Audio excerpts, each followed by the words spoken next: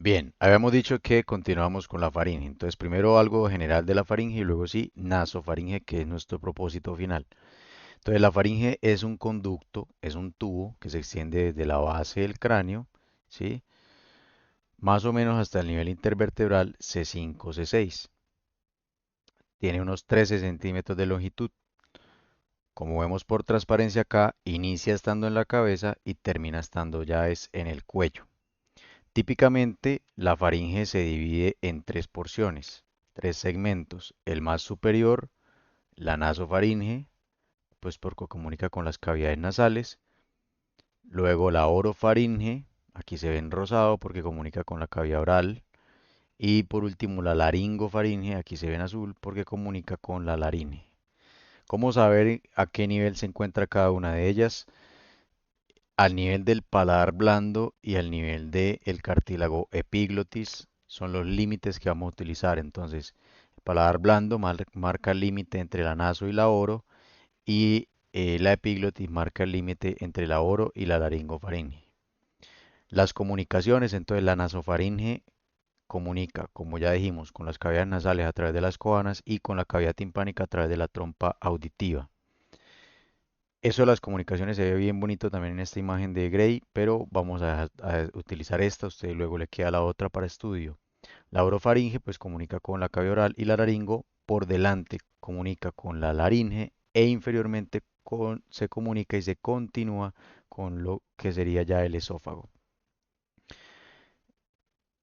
Aquí lo estamos viendo exactamente lo mismo. ¿Listo? Bueno, la constitución, la faringe es un tubo fibromuscular, o sea, tiene tejido fibroso y músculo y está recubierto internamente por mucosa. Entonces, los músculos de la faringe se organizan o se pueden clasificar en unos músculos que están dispuestos horizontalmente, que se llaman músculos constrictores o de manera circular, y los de un lado vienen y se juntan con los del otro en la parte posterior y se cierran como una cremallera en algo que se conoce como el rafe faríngeo. Fíjese que la parte más superior de la faringe, o sea, en parte de la nasofaringe no hay músculo. Eso se llama la membrana o fascia faringobacilar y es esa parte que no tiene músculo. Los otros músculos son los músculos verticales o longitudinales, también llamados músculos elevadores. Si se fijan, aquí hay otros músculos en la pared lateral de la faringe que no se consideran músculos como tal de la faringe, pero topográficamente sí están a nivel de la nasofaringe y son músculos de los que nos vamos a ocupar hoy. Entonces es el músculo tensor del velo del paladar, este que está acá, y este sería el elevador del velo del paladar. Bien, hablando ya más de la nasofaringe como tal, esto es un corte frontal vista anterior. Aquí estamos viendo la nasofaringe y vemos que lateralmente en sus paredes laterales se encuentra la abertura de la tuba auditiva o trompa faringotimpánica. Esta comunica la cavidad timpánica del oído medio pues con la nasofaringe, permitiendo el paso de aire entre estos dos. Ella no está solamente formada por cartílago, tiene una parte que es ósea, que sería esta de acá, y sí una parte fibrocartilaginosa. No es toda envuelta en cartílago, sino tiene una parte fibrosa. ¿Cómo se puede ver mejor en esta imagen? Entonces, mire, aquí se ve que una parte está rodeada de cartílago, la parte más posterior y medial, y la parte más anterior y lateral es fibrosa, y por dentro está recubierta de mucosa. Y esta ya sería su desembocadura a nivel de la nasofaringe. Bien, tenemos que hablar de algunos músculos entonces, los que dijimos. Primero, el tensor del velo del paladar. Entonces, su origen se encuentra acá, aquí en la fosa, aquí entre láminas de la pterygoide. Esto se llama la fosa escafoidea del esfenoides. Ahí está el origen del tensor del velo del paladar. También algunas fibras salen de la espina del esfenoides. Y, muy importante, otras fibras salen de la cara lateral de la trompa auditiva en esa porción fibrosa o cara anterolateral. Este músculo entonces, mire, si lo seguimos desde acá, él hace esto, aquí se ve mejor en esta reconstrucción, él hace esto, sus fibras descienden, su tendón rodea al ámulus o gancho de la pterigoides para llegar a insertarse en la aponeurosis palatina del paladar blando. Luego, detrás de él, aquí vamos a ver al músculo elevador del velo del paladar que se origina antiguamente, se decía desde la porción petrosa del temporal, como se ve acá, y otras fibras salen desde la porción cartilaginosa, es decir, desde la cara posteromedial de la trompa auditiva. Un estudio reciente, pues pone en cuestionamiento eso de, que les dije de su origen óseo y más bien dice que su origen es sobre todo cartilaginoso. Entonces lo veríamos más bien desde acá. Aquí sí se ve saliendo desde el hueso y llegando también al paladar blando. Esos son esos dos músculos. Aquí se ve muy bonito en estas imágenes, mire el tensor del velo del paladar con sus fibras verticales, esa sería las fibras que vienen desde el hueso y estas serían las fibras que vienen, mire, del componente fibroso, como se ve mejor acá, mire, vienen desde el componente fibroso anterolateral, que es esta parte de acá, y esa fibra se les conoce incluso como músculo dilatador. Y este ya sería el elevador del velo del paladar, mire sobre todo viniendo desde la parte posteromedial de la tuba y desde, bueno, ese origen óseo para llegar a insertarse aquí el paladar blando. Aquí lo estamos viendo también desde la vista posterior, sobre todo, ese es el origen que cuestiona este estudio y este es el origen desde la parte posteromedial de la tuba auditiva. Bien, aquí están estos dos músculos entonces. Así los pinta Gray, lo mismo, tensor del velo del paladar. Mire, aquí se ve más bonito todavía la parte fibrosa anterolateral de la tuba como origen para el tensor, que sería este que viene acá, este que está dando aquí la vuelta y llegaría a insertarse acá, y aquí el elevador. Funciones de estos músculos. Ellos, por supuesto, van a mover el paladar blando. Entonces, el tensor, como su nombre lo dice, lo que hace es templarlo, ponerlo firme para que no se deforme ante las presiones que pueden llegar a haber a nivel de la faringe. Y el elevador, sobre todo, lo que va a hacer es moverlo superior y posteriormente. También hay un músculo de la úvula que va a generar un efecto más adelante que vamos a comentar. El tensor del velo del paladar está inervado por el nervio mandibular V3 del trigémino y el elevador va a estar inervado por el nervio vago a través del plexo faríngeo. Así lo vamos a ver más que todos los cadáveres, cuando se retira la mucosa, mira aquí quitamos la mucosa y se ve el músculo, entonces más anteriormente se ven unas fibras más verticales, estas corresponden al tensor y sobre todo muy característico, se alcanza a ver ese tendón, se alcanza a ver un poquito más blanquecino, ese tendón del tensor que sería el que le da la vuelta al gancho, mire acá, al gancho de la pterigoides o húmulos de la pterigoides, entonces ese es el tensor.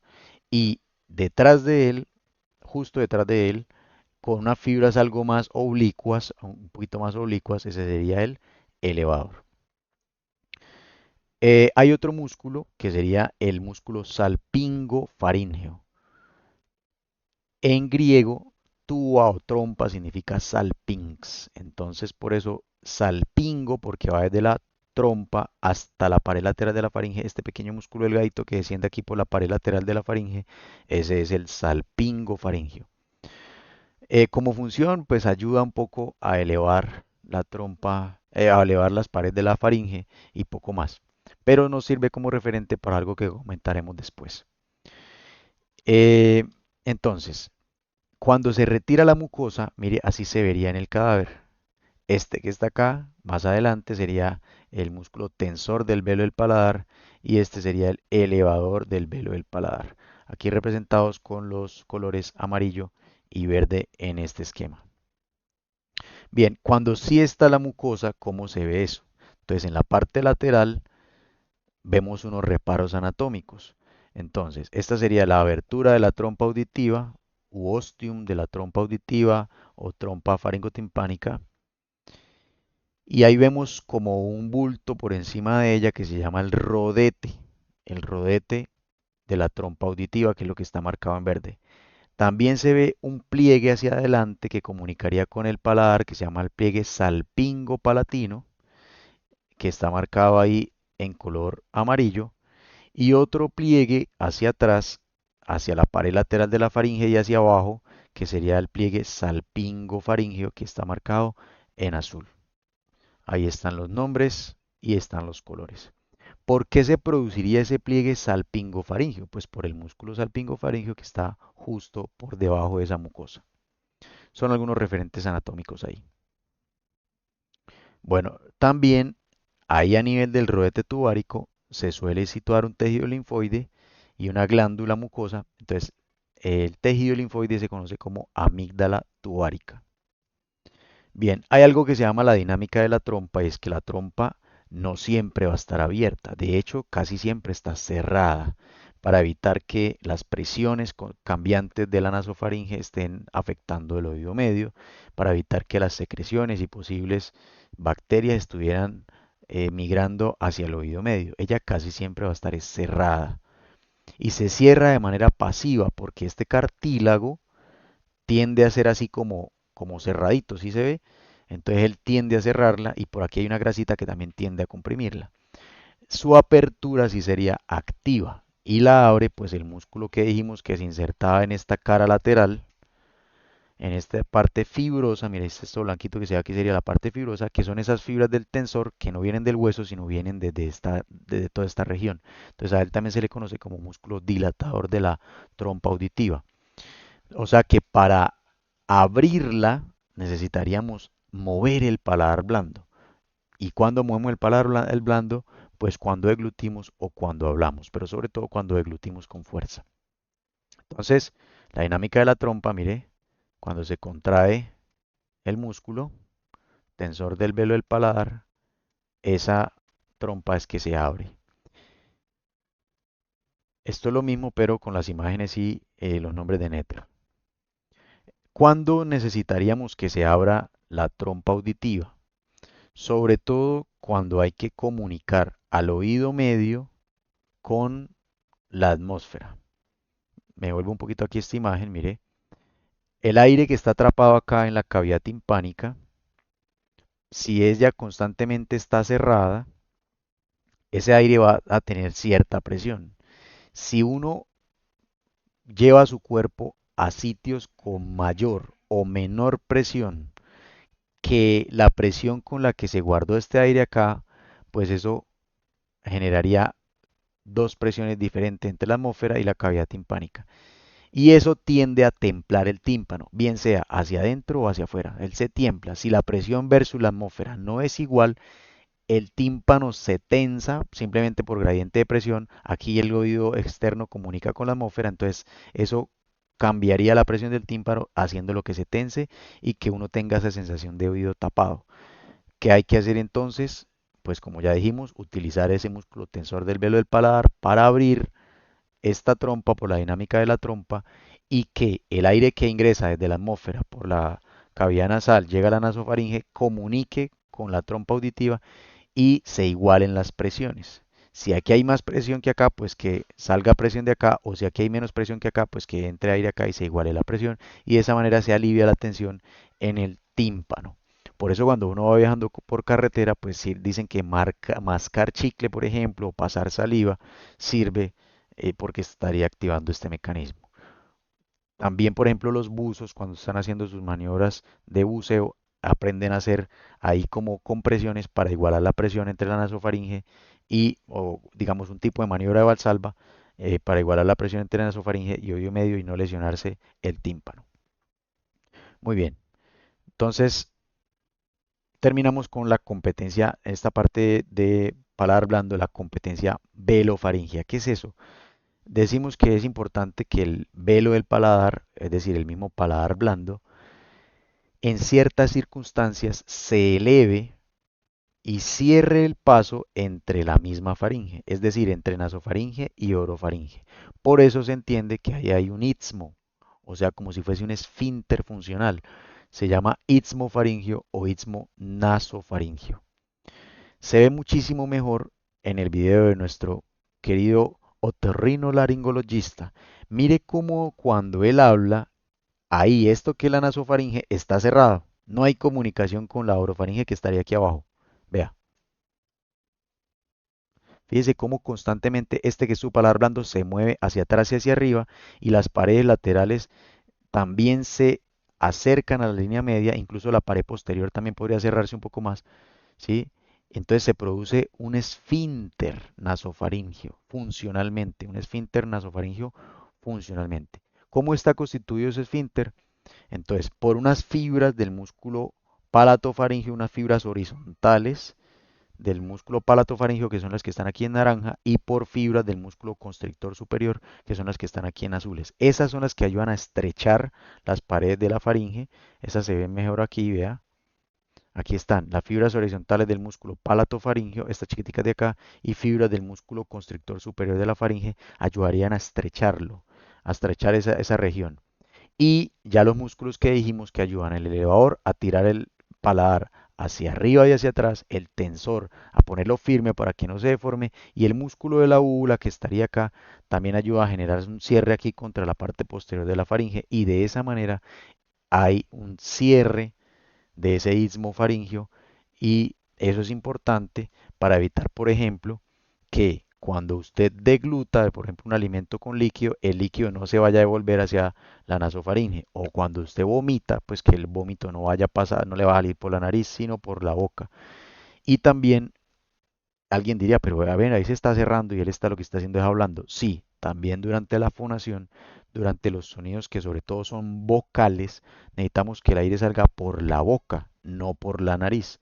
Los sonidos que son más nasales sí requerirían que el aire pase por acá. Entonces también por eso se está cerrando ahí durante la fonación. Bien, y por último hablemos de las amígdalas. Entonces, aquí tenemos la amígdala faríngea o también llamada adenoides, ubicada en el techo de la nasofaringe y la parte también superior y más posterior de la nasofaringe. Ella, junto con esta amígdala tubárica, son las que tendríamos de amígdalas así grandes a nivel de la nasofaringe. También este rincón más lateral que se llama receso faríngeo también puede alojar un tejido linfoide allí, y lo mismo aquí sobre el pliegue salpingo faríngeo también puede alojar un tejido linfoide. Entonces, eso hace parte del famoso anillo linfático o linfoide faríngeo, también conocido como anillo de Waldeyer, anillo linfático faríngeo o simplemente anillo faríngeo. Entonces aquí estaría en esta vista posterior, mire, tejido linfoide de la amígdala faríngea, aquí del receso faríngeo, aquí de la amígdala tubárica y acá de eh, el pliegue, tejido linfoide sobre el pliegue salpingo faríngeo. El resto del anillo se cierra con las amígdalas palatinas y la amígdala lingual, que la ven luego con la profenatalia y expande más este tema con ella. Bien, una corta correlación, se suele retirar la adenoides, es decir, la amígdala faríngea, y junto con las amígdalas palatinas, sobre todo en los niños cuando hay infecciones a repetición, ¿sí? O cuando, por ejemplo, la inflamación de estas amígdalas, es decir, amigdalitis crónica, genera la hipertrofia, sobre todo del adenoides, que genera alteraciones en la ventilación o tiende a generar obstrucciones de la abertura de la trompa auditiva, infecciones como otitis medias, etcétera, dolor, etcétera, odinofagia, es decir, dolor al deglutir. Entonces se suele retirar esta amígdala junto con las amígdalas palatinas. Sin embargo, vean ahí se ve, mire cómo está agrandada esa faringera en un niño.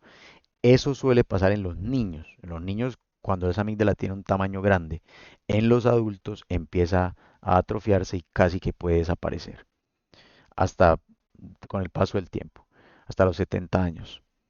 Entonces ahí vemos, sobre todo en las imágenes, miren, son unas amígdalas palatinas muy inflamadas por amigdalitis crónicas con esto que se llama tonsilolitos, estas formaciones como calcificadas, y calcium, que eso es como estas secreciones. Entonces eso se suele extraer, o sea, se extraen en conjunto. Paradójicamente, hay evidencia que dice que cuando se extraen, pues por esa función que ellas cumplirían como de defensa, aumentan las infecciones del tracto respiratorio superior entre un 12 y un 60%. Entonces eso hay personas que incluso les va peor cuando se las sacan. Pero pues tiene un beneficio, ya se cortó el audio, tiene un beneficio pues que es resolver esos otros síntomas que estábamos diciendo antes. Bueno, les dije que me demoraba 5 minutos y no, parece que no fue tan así. Le ponen ahí el 1.5 o el 2.0 cuando vean este video. Chao.